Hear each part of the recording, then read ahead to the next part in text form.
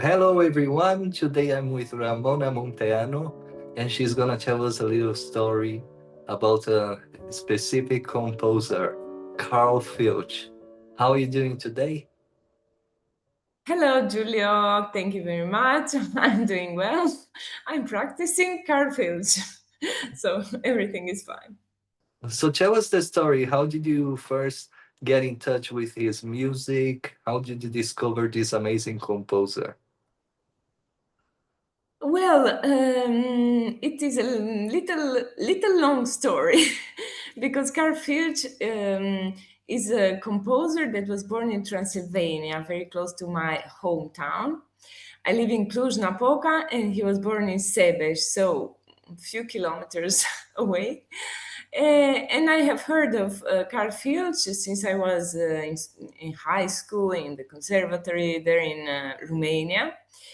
But I have never studied, I have never got very close to this composer. I just knew that he was a child prodigy, that was also a composer, a virtuoso pianist, and I didn't know much. I knew that there was a competition every year since 1995, which was held in Sibiu, another beautiful city in Transylvania.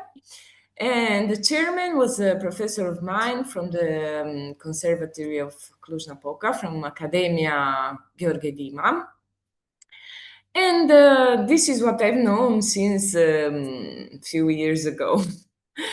After that, during COVID time, I think, I have made a little trip to the cemetery of Venice because I live in Venice for 19 years old. But I have never discovered that Carl Filch was born in Venice. Since maybe 2020, which was the period of COVID and also Acqua Alta here in Venice. It was a very strange period. And I walked through the cemetery of Venice looking for the Aguilera Stravinsky. Stravinsky is also buried there. It's one of my favorite composers. And there are also other writers, football players like Ezra Pound, Herrera, like Joseph Brodsky. Many personalities are born in Venice, in the cemetery of Venice. By chance, I was walking through the Evangelic cemetery, and I found this monument, this sculpture on the wall, but it was all covered by some roots of some trees that were let's say, in front of this sculpture. So was everything hidden and was everything quite abandoned, which was very, very sad. And when I saw all of this, I said, "Oh my God, how is it possible that this little genius is forgotten? Because nobody took care of his grave and nobody took care of this space, this sacred space, let's say, because usually when someone important dies, people take care of the grave, then they put some flowers, they clean around, and this was completely abandoned. And then came to me that image that I had when I was still studying in Romania, and and I said, why wouldn't I do something for this composer? I would like to study his music to make people remember again his name, because here in Venice it's completely abandoned, no? So nobody knows about his existence. And like this, I started little by little. I started to look for his scores, for documents, for books, and after that, I was participating to a self-management course, and I had to present a project, no, very unique project, very something like it's not it's not something common, no. And it came to my mind, this car fields, because I didn't take it very serious. I said, okay, let's look at the scores, let's read something, but I didn't think that I could do something really serious about it. And the teacher of this course, this self-management course, her name is Valentina Losurdo, was very, very enthusiastic about this project. She's working in the Radio 3 here in Italy. And she encouraged me to develop this idea, to take it serious, to record a CD and to do something more concrete about it. And so I so I did. And then I started to really study for good his music, to start to write, to read, and to take this project like my project. I made it my little project. This whole job, let's say, this whole research started 2 years ago, and in 2023 I presented it in Cremona Musica. In Cremona Musica, then I had some other concerts with Carl Filtsch and his teachers, because he was a student of Chopin mainly, but also of Friedrich Wieck, which was the father of Clara Schumann, of Mittag, which was the professor of Thalberg, and of Liszt for some lessons, not so much. When Chopin was away, Liszt gave some lessons to Filtsch. And so I had some concerts also with Carl Filtsch and his masters, his teachers, like Chopin and Liszt. I had some concerts in Pordenone. I had a concert in Düsseldorf in Germany with a lady that is called Dagmar Dusil, and she's a sponsor of the Filtsch competition, and she's organizes this salotti letterari, some literary musical and literary meetings, like concerts with readings that she writes and scripts that she writes. And recently I had a concert in Rome with Carl Yeah. Filtsch, Teatro di Marcello. And what I can see, the conclusion of this whole research and studying is that people love Carl Filtsch and love to meet him, and they're enthusiastic about his story. I still didn't say the story. I just say my story regarding Carl Filtsch, but I see that people love his music. It's such a beautiful and fresh and lively and deep music. It's incredible for a musician that died at 15 years old. That's amazing. Tell us a little bit about his story. He died young, actually, right? And tell us about his music, the perception you have after studying it. Well, he was born in Transylvania, and he had the fortune to have a father that was a genius, because sometimes the geniuses had also parents that were geniuses and teachers that were geniuses.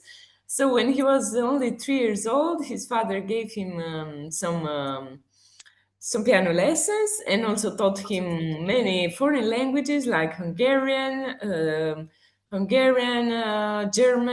French, Romanian. So he had a really rich culture since he was a very, very little kid.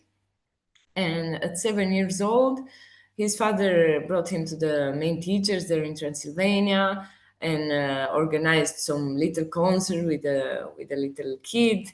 And everybody was so amazed by his innate talent and his knowledge already, because he was practicing all day long, but was very, very natural to him. So was no effort.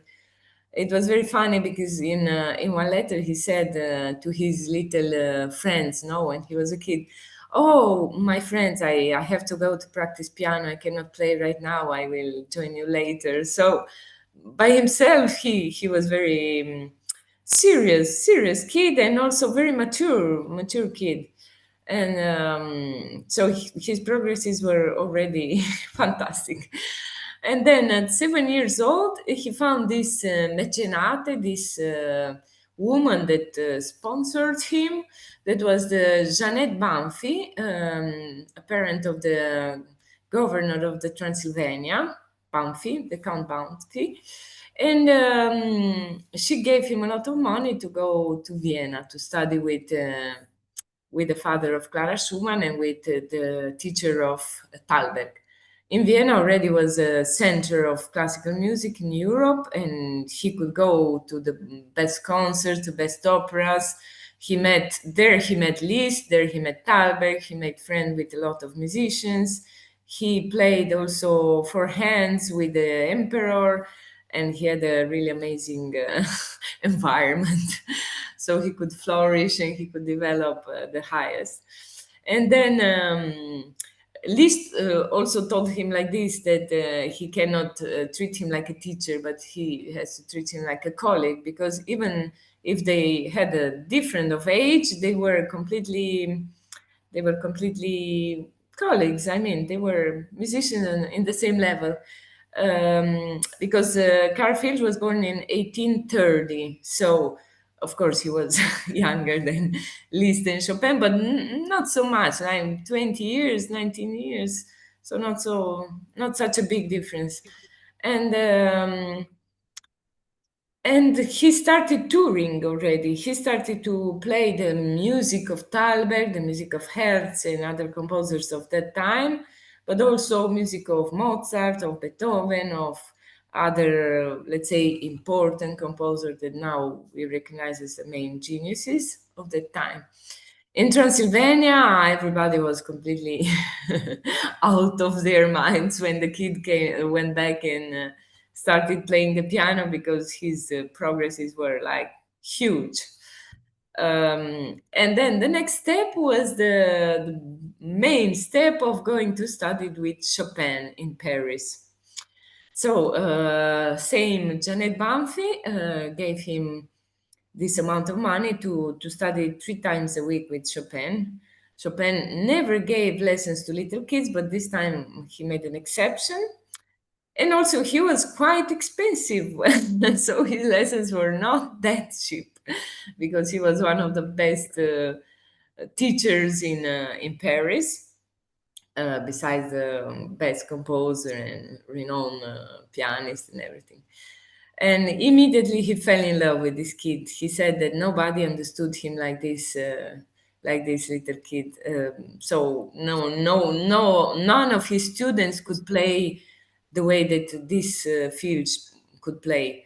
Even, for example, some of his students are talking in his memoirs that Chopin gave Filtsch some of his compositions that never gave to other to other students, like some waltzes or some mazurkas, and even his concertos. He bought concertos. And also, Chopin gave composition lessons to Chopin. You could even see the handwriting of Chopin in some of his compositions, some of the compositions of Filtsch, and even the influence of Chopin in his composition. Of course, not every compositions has the influence of Chopin, but also of Liszt, of Thalberg, of Mendelssohn, and of his own, because he was already a genius with his own personality. He has like 20 pieces for pianos, almost 20. One is reconstructed by musicologists that basically found almost half of his compositions in the years 2000, 2006 from a grandnephews of his brother, because yeah, one thing that is very important, that in all of these trips in Vienna, in Paris, and other places, Carl Filtsch was accompanied by his brother Joseph. He was 17 years older, and his grandnephew kept like more than 10 piano pieces of Carl Filtsch in his own archives. I have no idea why. I have no idea why these pieces were basically hidden until the years 2000. But these musicologists did an amazing job by founding, editing all of these manuscripts, these pieces, and now all of them are published. It's quite difficult to find all of them, because this musicologist had a website, and since he died like maybe 6 years ago, the website is no longer available. But I have all of these pieces, and I would like to publish them in a new edition, because there are some editions, but they were limited editions, and there is no edition that contains all of the piano works of Filtsch. Going back to his life, in Paris, he had this great opportunity to study with Chopin and to hear Bellini, which was a muse for Chopin and also for Filtsch. For example, two of the piano pieces of Filtsch had themes of Bellini, of operas of Bellini. And we know that Chopin loved Bellini. He almost cried when he heard Norma for the first time, and you can feel that his music is completely in symbiosis with this bel canto Italiano, and especially Bellini, which is so pure and so beautiful. It's nothing too much, nothing too. I mean, this beauty is really natural and simple and spontaneous, like in Chopin's music and also in Carl's music. But unfortunately, like his teacher, also Carl Filtsch had this tuberculosis, this terrible sickness that was very famous, very popular in that time.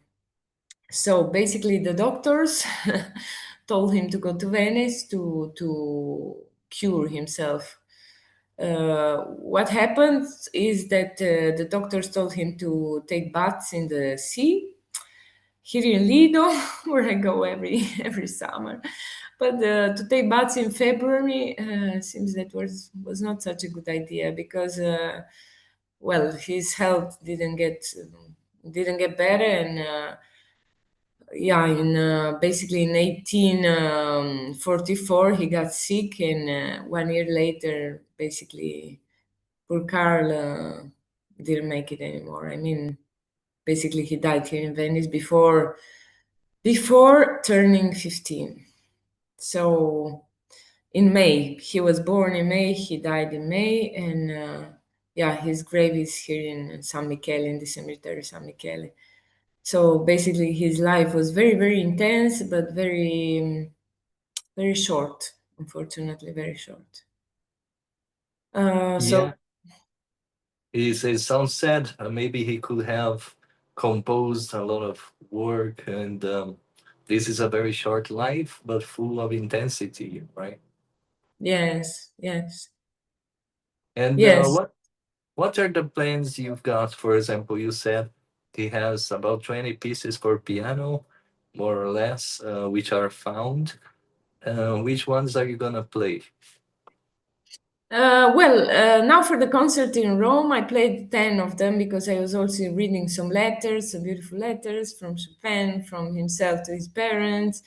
I want to say this one memorable phrase about Filtsch that was said by Liszt, that when this kid will, will start touring all over, I will have to close my bottegas and my atelier, well, I will have to quit basically. So let's say that was also a little bit frightening for the other composer, the presence of little Filtsch, because he was too good, he was too brave for his age. So basically, even Chopin said one day, he's not the future Liszt or the future Thalberg, he is Carl Filtsch, so he's unique. He will not be like them, he will be like himself. So yeah, he was basically no, they were predicting a golden future for Carl Filtsch, and also like Mozart, like Mendelssohn, like child prodigy, but the fate was very, very cruel with him. So we don't know what could have happened. Yeah, so for the concert, I think more than 10 pieces is too much because already I had 1 hour and 20 minutes between playing and reading some letters. But taking away the letters, I think I will record like 15 or 16 pieces. I studied 18 pieces, so maybe I'll record all of them. What I didn't study is the fantasy on themes of Bellini, which is very beautiful, but this was reconstructed mainly by Ferdinand Gajewski because he found parts of this. It's like a potpourri, different themes, different things put together by Gajewski. And it's very interesting piece, but let's say it's a more than fragments put together than a piece that was taught from the beginning to the end. That's why, because he didn't find the whole manuscript. So that one I'm not going to record, but maybe I will record later. I will also ask some composers to maybe check. Maybe we can do another kind of transcription. Who knows? Because it's quite difficult to put together, to play it in a very fluent way. The other pieces instead are the pieces that are well known. The first 8 pieces that were written by Filtsch, like Opus 1, it's Andante Notturno. Opus 2, there are variations on the theme of Bellini. Opus 3, there are 3 pieces very beautiful, very lyric, like Mazurka, Romanza senza parole, Barcarola. And then there are not all of them in order of opus. For example, there are 2 impromptus similar to Chopin, even not identical, but I love them a lot. 2 impromptus opera postuma. There is a Fantasie Dramatique Opus 22. This was a very recent piece. I mean, one of those pieces found by Gajewski. Very beautiful, very operistic, and very fantasy-like, a little bit in the way of Thalberg and Liszt. Let me think about it. There is a nocturne. There is another adieu, besides the well-known adieu from Venice, which is the last piece written by Filtsch here in Venice. And also there are some other pieces, some little pieces, 6 liter prelude, some album blatt, which, for example, the 6 liter preludes, I think there is very good piece to study by kids, by children, because there are really polyphonic pieces, like a little bit inventions, maybe even easier, but very, very contrapuntal pieces. So not easy, not easy. Of course, there is the mazurka, which is very similar to Chopin. Liederone forte, romanza senza parole, similar to Mendelssohn, and so on. Well, I will have to see how much will enter into the CD, because there are like 75 minutes at the most. So I will see. I will see what I like the most. For sure, the 10 pieces, for sure. There is also Prelude and Fugue in C minor. Very, very beautiful, very interesting. So basically, he composed in the Baroque style, in a classical style, like the variations, romantic style, of course, romanza senza parole, impromptu, mazurka, and so on. And basically, his style is very fresh and very, very beautiful, very deep, and more like a first romanticism. It's not like the last romanticism of Liszt, but of course, he died in 45, so we cannot expect too much. So I'm practicing, and I'm really, really very passionate about this whole subject, and I will continue also my research on these pieces and of his life, because there is not so much written in this with this argument. Thank you very much for telling us this story. It was a fantastic composer, and this work you're doing is very important. Congratulations. Thank you for being here. And what are your plans for the near future?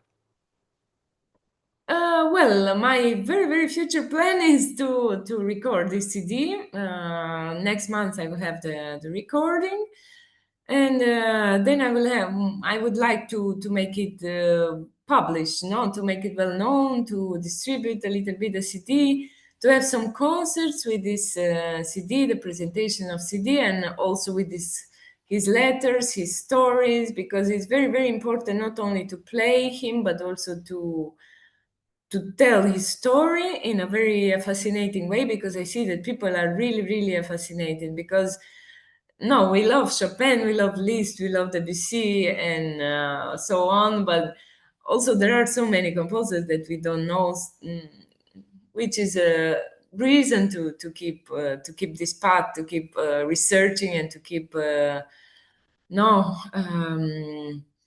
make them known, to make all of these composers known.